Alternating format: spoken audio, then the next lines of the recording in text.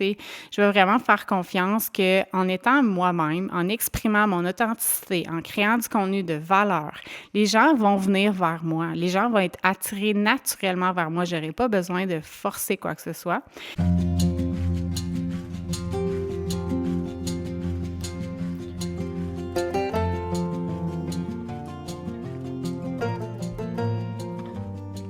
Allô tout le monde, j'espère que vous allez bien. Donc, on se retrouve dans un nouvel épisode et encore une fois, je suis sur le bord du feu. C'est une journée de création de contenu aujourd'hui et donc, c'est ça, je me suis installée puis j'enregistre quelques épisodes. C'est drôle parce que justement, tu sais, le sujet que j'ai envie de venir aborder aujourd'hui, c'est le marketing. Puis quand on parle de marketing, mais souvent on relie ça à la création de contenu quand on est entrepreneur en ligne. Puis, tu sais, des fois, on entend parler, tu sais, de faire comme du batch, de créer du contenu comment qu'ils appellent ça? Je sais même pas comment ils appellent ça. Mais de créer du contenu comme en batch, de faire comme plein de contenu pour l'année ou pour le mois ou je sais pas quoi. Tu sais, moi, ça m'a jamais, jamais, jamais parlé parce que je trouvais jamais vraiment l'élan de faire ça. Puis quand je me suis juste enlevé la pression d'essayer de fitter là-dedans, puis justement de pas avoir un calendrier de contenu ou quoi que ce soit, puis de juste comme suivre mes intuitions, ben vous voyez comme aujourd'hui, ben c'est un peu ça que je suis en train de faire. La création de contenu en batch, mais pas parce que je me suis bottée le derrière pour le faire, mais parce que j'ai eu l'élan de le faire, j'ai eu envie de le faire. J'avais l'après-midi pour ça, puis c'est ça que j'ai eu comme intuition ce matin. Fait que c'est ce que j'ai envie de venir aborder aujourd'hui, c'est justement, tu sais, une question qu'on m'a posée dernièrement, c'est la personne voulait que je lui parle un petit peu plus de c'est quoi en fait ta stratégie marketing? Tu peux-tu m'en parler un petit peu plus? Fait que c'est ce que j'ai envie de venir aborder aujourd'hui, mais avant de débuter, je voulais simplement vous dire, bonjour, si c'est la première fois que vous m'écoutez, je m'appelle Catherine, j'ai fondé Simply la vie en 2018 et ici, je partage sur toutes sortes de sujets qui me passionnent, dont le slowpreneuriat qui est assez présent pour moi ces temps-ci. Et c'est ça, tu sais, si jamais vous voulez, suite à l'écoute de cet épisode-là ou de d'autres épisodes, vous voulez aller plus loin avec moi, sachez que c'est une possibilité parce que j'offre du coaching en 1-1. Et j'anime aussi des rencontres gratuites les lundis, donc tous les détails sont en dessous de l'épisode. Alors, aujourd'hui, j'ai envie de venir vous parler de marketing. Marketing qui a été ma bête noire pendant des années. Je dis tout le temps à la blague que quand j'ai commencé comme entrepreneur, j'étais un petit peu naïve parce que je savais pas c'est quoi le marketing. Je connaissais même pas ce mot-là. Et je me suis lancée dans l'entrepreneuriat avec juste la passion en lien avec la simplicité et tout ça. Et j'avais pas vu venir que, il fallait que je me vende, il fallait que je trouve une façon d'attirer des clients et que ça se faisait pas en claquant des doigts, tout ça. Et donc, j'ai eu à apprendre le marketing comme bien des gens, je suis sûre, qui écoutent ici, hein, quand on devient entrepreneur, puis que finalement, c'est, tu sais, quand on est, par exemple, comme moi, tu sais, thérapeute, que notre force, c'est pas là qu'elle réside, mais c'est plutôt dans l'accompagnement, on peut vraiment se buter un mur, frapper un mur. Puis, c'est ça, tu sais, ça fait 8 ans maintenant, bientôt 8 ans que je suis entrepreneur, puis je pense qu'à travers tous mes essais-erreurs, j'ai appris beaucoup de choses et j'ai envie de venir vous partager, quelle est ma stratégie en date de janvier 2026 parce que ça va sûrement évoluer. Donc, dans le fond, c'est ça, tu sais, le marketing, vous le savez peut-être, mais tu sais, c'est vraiment ce qu'on utilise pour aller attirer des clients avec qui qu'on va finalement pouvoir travailler en 1-1. Et donc, pour moi, tu sais, il y a comme des mots-clés que j'ai écrits quand je pensais à ma stratégie marketing. Le premier mot, c'est générosité. Ensuite, j'ai écrit attraction. Et j'ai aussi écrit authenticité et comme je vous parle, le mot naturel aussi me vient. Donc, dans le fond, pour moi, la façon d'aller trouver des nouveaux clients, c'est entre autres à travers la générosité. Donc, pour moi, la générosité, ça a été, depuis les débuts de Simply la vie, très, très, très, très puissant. Ça m'a apporté des clients vraiment qui étaient dans la gratitude. Puis, ça m'a aussi apporté, ça m'a beaucoup nourri de voir que même si je travaillais pas en 1-1 avec, certaines personnes, même si finalement ils devenaient pas des clients, il y avait quand même je réussissais quand même à avoir un impact vraiment puissant et large sur beaucoup de personnes qui ont jamais vraiment eu de suivi avec moi, mais qui me suivaient en ligne et qui réussissaient à appliquer des choses que je partageais dans leur propre vie et à obtenir des résultats. Fait que, pour moi, c'est une des premières stratégies, c'est justement de créer du contenu gratuit. Donc à travers, mon blog, à travers, le podcast, à travers, Instagram, j'ai ma chaîne YouTube aussi. Puis ça d'ailleurs, c'est, une question que je me fais souvent poser. C'est comme, ben, c'est où que je devrais comme créer du contenu?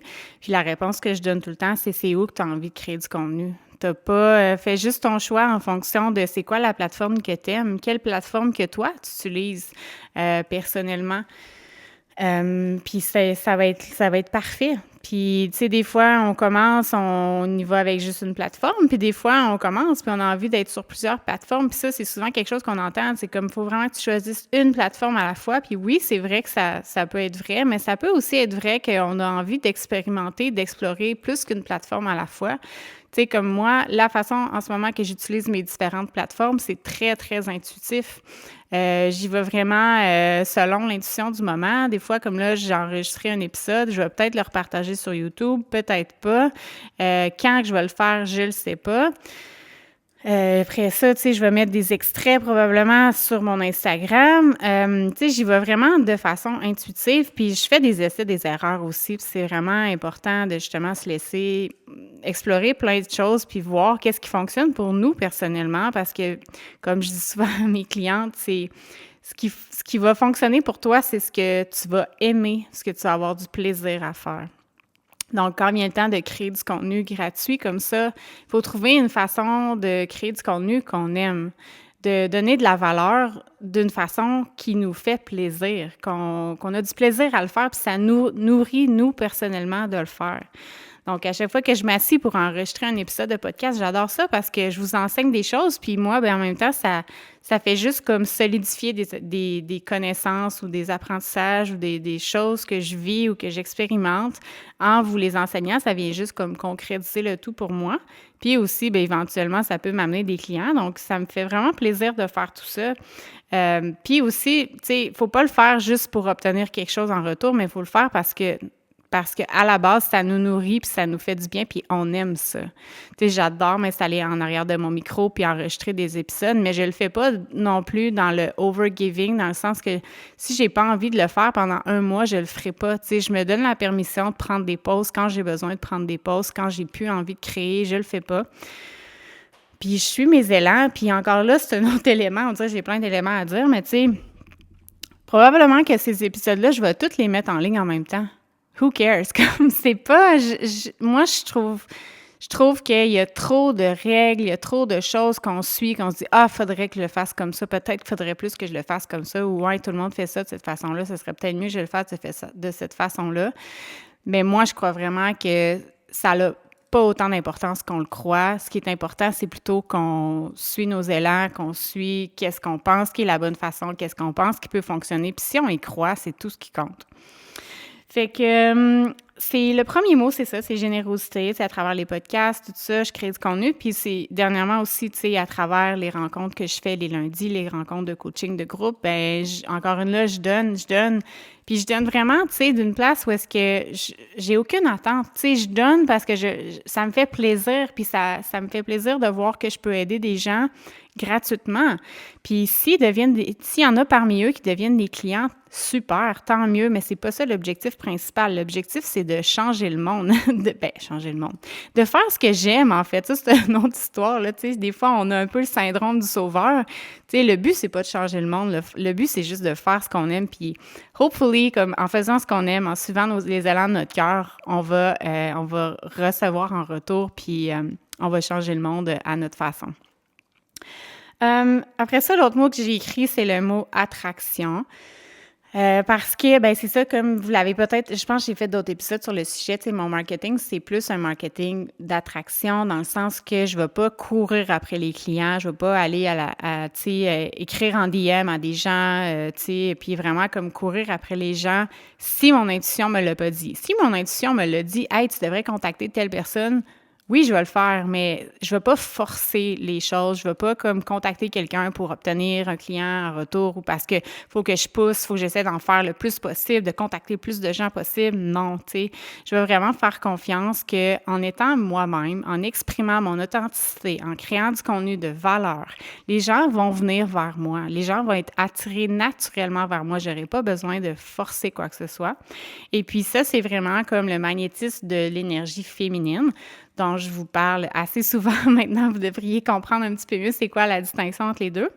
Mais dans le fond, avec la façon que je fais mon marketing, bien, c'est vraiment basé sur, en premier lieu, l'énergie féminine, justement, qui est justement dans son plaisir, en train de justement suivre ses intuitions et de cette façon-là qui va naturellement comme ouvrir son cœur, partager, aider les gens, mais d'une façon qui n'est pas forcée, qui n'est pas poussée, qui est juste en suivant son flow naturel. Et c'est comme ça qu'elle va attirer les bonnes personnes à elle. Puis l'autre mot, justement, que j'ai écrit, c'est le mot authenticité.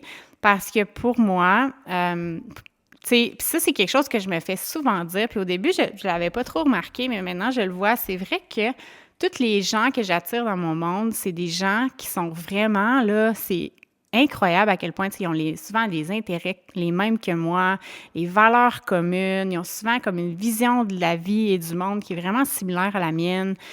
Puis je le sais que c'est parce que justement, quand je crée du contenu, quand je partage, tout ce que je partage en ligne, que ce soit sur mes réseaux sociaux ou ici à travers le podcast, je suis dans mon authenticité, je suis dans ma vérité.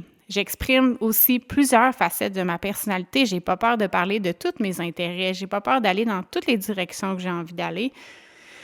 Et je sais que de cet espace-là, je vais attirer des personnes avec qui ça va vibrer. Puis ça, c'est un autre élément. Tu sais, quand on parle de marketing d'attraction ou marketing comme magnétique, quand on est magnétique, c'est comme un aimant. Oui, tu sais, quand on est du bon bord de l'aimant, ça va coller vraiment rapidement. Mais quand on est dans l'autre sens, ça repousse. Ça repousse vraiment beaucoup aussi. Fait que c'est ce que ça fait, le marketing magnétique. C'est qu'on va attirer des personnes, ça va faire comme « wow, le fit est vraiment bon, vraiment comme parfait ». Puis on va repousser vraiment beaucoup les gens que c'est comme ça fit pas, qu'ils sont pas d'accord avec nous, qu'ils n'ont pas les mêmes opinions que nous. Puis c'est ça qu'on veut, en fait. Le but, c'est pas d'avoir une super de grosse audience de plein de gens qui nous suivent. Le but, c'est pas besoin d'avoir une grosse audience, d'avoir une plus petite audience, c'est parfait. Oui, c'est correct d'avoir une grosse audience aussi. Ça peut être le cas que dans votre cas, vous êtes venu ici, puis c'est ça que vous êtes venu, tu sais, impacter plusieurs personnes. Mais peut-être aussi que vous avez une plus petite audience, comme c'est le cas pour moi sur Instagram. J'ai quand même, tu sais, juste 1500 personnes. C'est vraiment pas gros, là, pour quelqu'un qui est en ligne depuis 8 ans. Mais tu sais, ce que je vous dis pas non plus, c'est que je vais souvent bloquer des gens qui vont m'ajouter sur Instagram. Je suis rendue, je pense, à 400 personnes que j'ai bloquées. C'est pas nécessairement des personnes, en fait, c'est plutôt des robots ou des plein d'affaires que je vois bien qu'il n'y a pas d'humain derrière, là, tu sais, puis j'ai pas envie d'avoir cette énergie-là sur mon compte Instagram, fait que je les bloque, puis mon but, c'est pas d'avoir une grosse audience, mon but, c'est juste qu'il y ait plein, c'est comme, pour moi, mon compte Instagram, puis tout ce que je crée en ligne, le monde en ligne, mon site web, tout ça, j'ai envie d'attirer des gens que j'inviterais chez moi dans ma maison, comprenez? Des gens que je serais heureuse d'ouvrir la porte puis de les laisser rentrer chez moi. Mais les gens que je sens pas qu'il y a une connexion ou qu'il y a une résonance ou que justement on vibre à la même fréquence ou qu'on a les mêmes intérêts ou tout ça, tu sais, je cherche pas à avoir le plus de gens possible dans mon monde parce que j'ai confiance que même si j'ai une plus petite audience, je réussis à avoir des clients, puis les clients que j'ai, c'est des clients de qualité. Encore une fois, c'est comme quality over quantity. Fait que, on dirait que je pars dans toutes les directions dans cet épisode. Mais oui, authenticité, c'est un autre des mots. Puis ça, c'est quelque chose que je vois souvent, c'est que les gens ont de la difficulté à juste s'exprimer vraiment, tu sais, se laisser être comme en ligne, juste comme se laisser s'exprimer, être dans toute leur personnalité. Tu sais, des fois, les gens, ils vont comme dire, bon, là, c'est ma business, fait que là, il faut que je sois professionnelle, puis là, il faut que je fasse attention à ce que je dis. Moi, je crois pas à ça. Moi, je suis plus du genre à dire, je vais rester moi-même. La personne qui a une entreprise, c'est la même personne que tu vas aller prendre un café avec elle. Tu sais, je suis la même personne avec mes amis que je suis en ligne, que je suis, tu sais, partout avec ma famille.